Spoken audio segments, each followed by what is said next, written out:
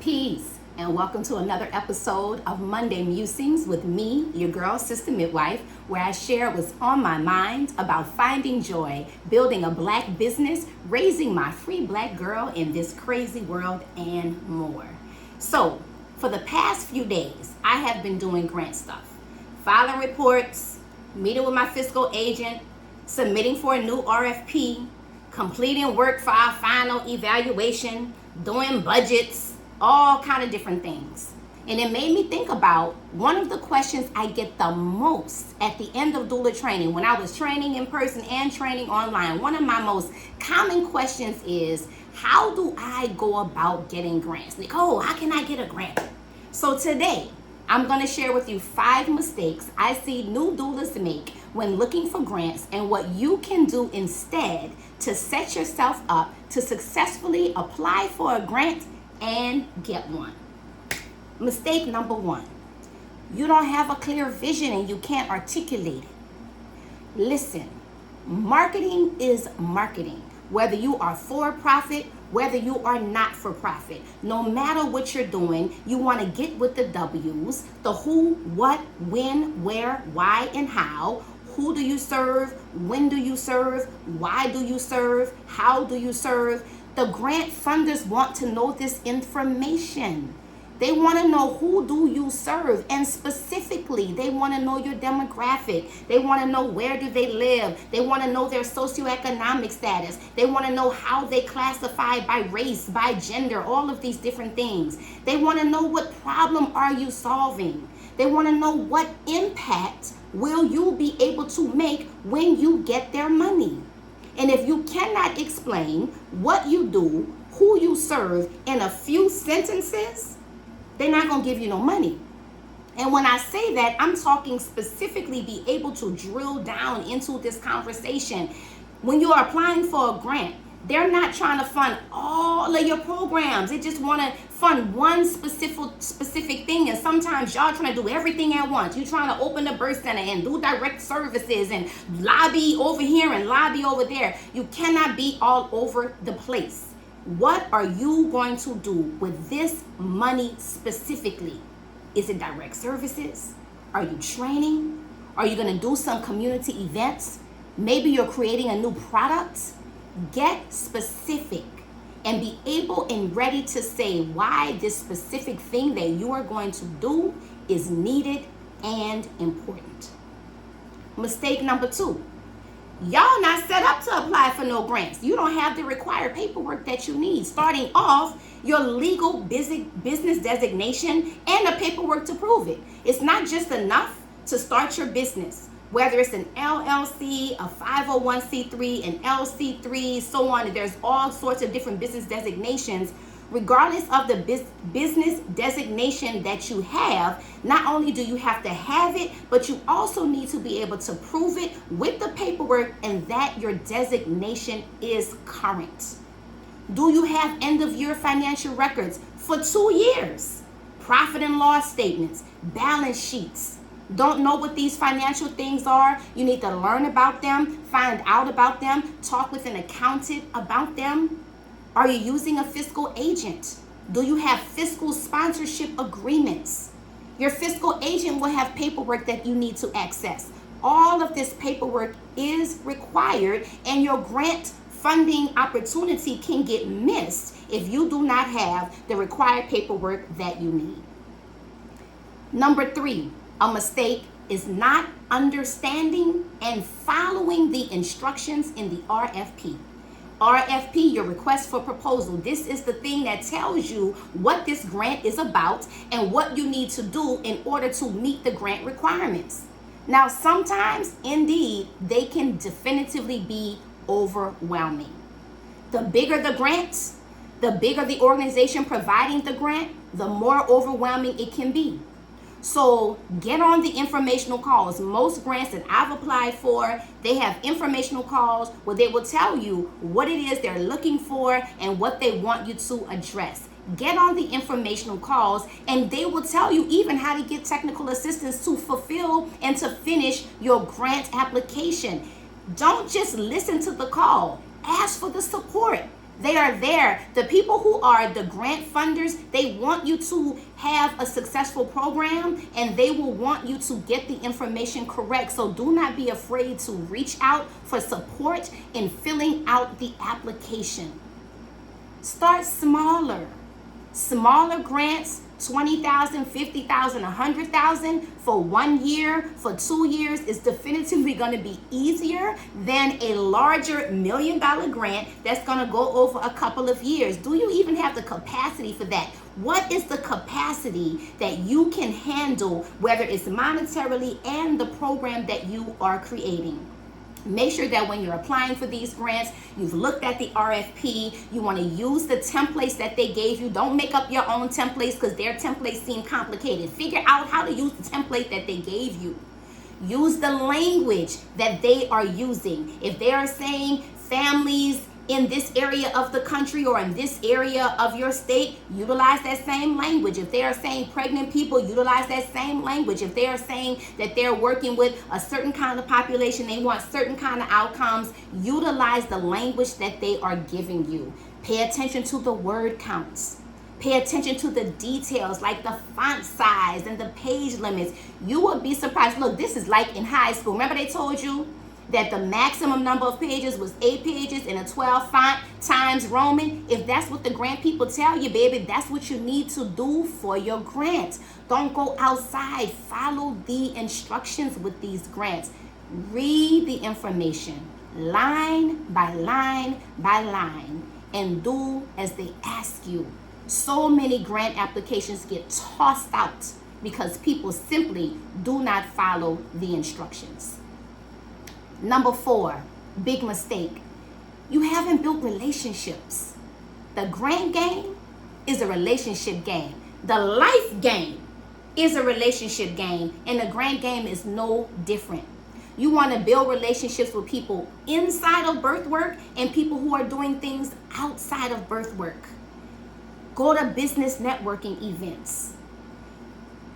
Connect with people who are in your community already doing the work.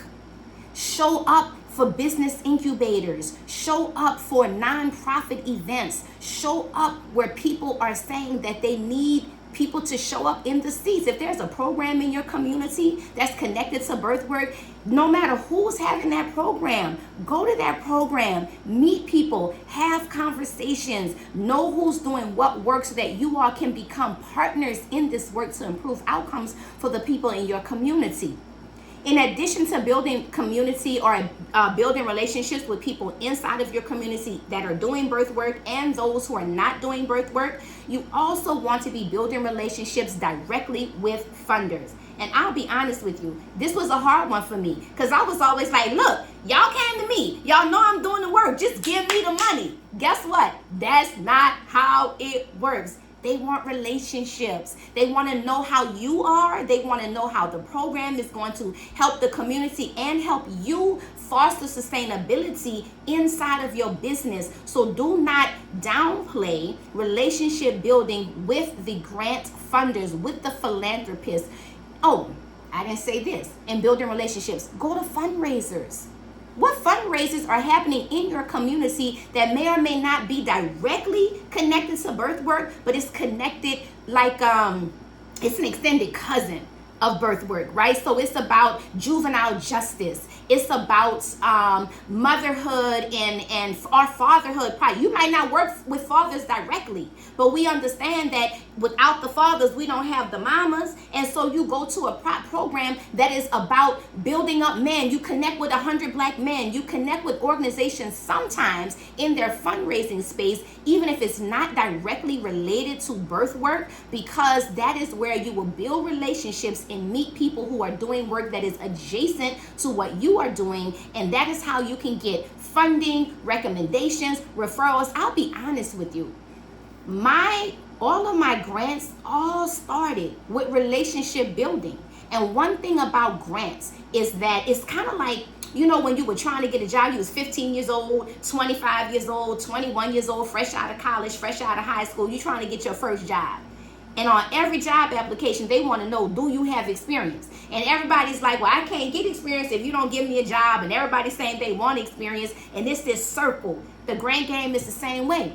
You want a grant, but they want to know, have you ever received a grant? And you're like, no, I've never received a grant because I'm trying to get your grant. And they're like, well, get a grant and then we'll give you a grant. It don't make no sense logically, but that is literally how it works. They don't want to throw good money after bad money. So they want to know that you received a grant before and that you were a good steward of that grant money and that you will be able to utilize their grant in a positive, good way for increased impact. So start smaller, start local, so that as you apply for bigger grants, you have a track record of what you have done and what you can do. Which brings me to number 5, the absolute biggest mistake that I see birth workers and particularly new doulas make when they are thinking about grants. So as I said, the number one question I get at the end of doula training, hey Nicole, how can I get a grant? Everybody want the money. They want to be able to get a grant. But let me tell you right now, before you even start looking for grants, you have to create a track record. You have to have a track record. So many people think that a grant will fund their dreams to help them put in the work before they have even put in the work. And sis, that's just not how it goes. Funders want to invest in people, in doulas who are already making moves, who are already doing the work. So what does this mean? Start working with clients. Start doing births. Start doing your community sharing circles, your community events locally with your people, with the relationships and the connections that you're making. Collect testimonials, get track records, build your track record, track outcomes. Get involved with community organizations that are doing the work that you want to do, and then ask yourself and ask them, how can you complement and enhance their work without duplicating it? Maybe you get a contract with somebody who's already got a grant and assist them with implementing a program before you start your own. In doing the work, which is so important, in building your track record, you can avoid the first 4 mistakes. Because when you do the work, you get clear about your mission and your vision. You get clear about where you want to stand in community. You get clear about what your lane is, and you begin to understand how you want to really, really show up. And you also begin to learn where your holes are and where you can really use the financial support.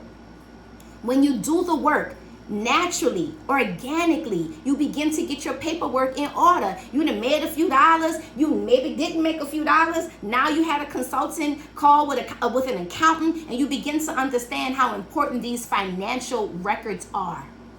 In doing the work, you build relationships, you show up at a baby shower, you table at an event, you speak at a small community conference, and you begin to build relationships through the track record that you are creating, which is the one that you need. You begin to show proof of concept. You begin to show proof of your commitment to win. It's a lot of people, yang out the mouth. Have an idea, want to do this, want to do that, but are you committed? And y'all know commitment is being able to do the thing consistently after the excitement is over. So you got excited, oh, we're going to do this thing. 2 weeks later, the excitement is gone. Are you still doing the work to make this thing happen? That's the commitment. Funders want to know that you are committed. So you have to do the work to show your commitment. It's like Nike said, man, do it. Just do it. All right? Now that's all I got for today. As always, take what you like and leave the rest. Now, if something that I shared today felt good, it resonated with you, be sure to share it with a fellow birth sister or doula and subscribe so you get a reminder to check for me every single Monday. I want to shout out my sister, I Need Birth Work. What did shirt say? I need birth work just as much as birth work needs me. The Doulas sister down here in the New Orleans area gifted me this shirt. Thank you, Akeisha, for this shirt. And I just want to say, until next time, keep serving, keep growing, keep showing up. Don't forget to fill your cup. And don't forget to tell the people that birth is the revolution. Until next Monday, peace.